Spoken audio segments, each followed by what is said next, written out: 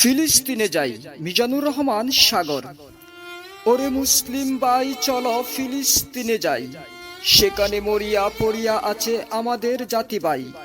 কান্না করার মানুষটাও যে তাদের পাশে নাই, কেমনে হবে দাফন কাফন, কি হবে উপায়?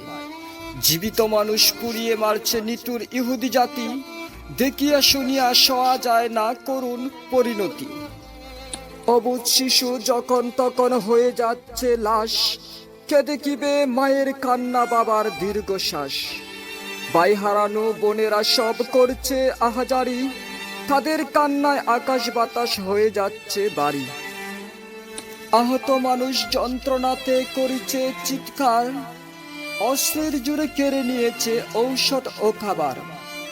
নির্বিচারে নিচ্ছে কেড়ে নিরীহ লোকের প্রাণ, পুরো ফিলিস্তিন আজ যেন হয়ে গেছে শ্মশান।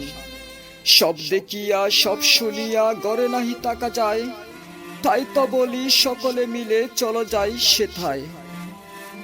ধন্যবাদ ফ্রেন্ডস কবিতাটি উপভোগ করার জন্য। কবিতাটি কেমন লেগেছে অবশ্যই কমেন্টস করে জানিয়ে যেতে ভুলবেন না। আমি চেষ্টা করেছি ফিলিস্তিনের সম্বন্ধে আমার মনের আবেগগুলো ছোট্ট কবিতার মাধ্যমে ফুটিয়ে তুলতে।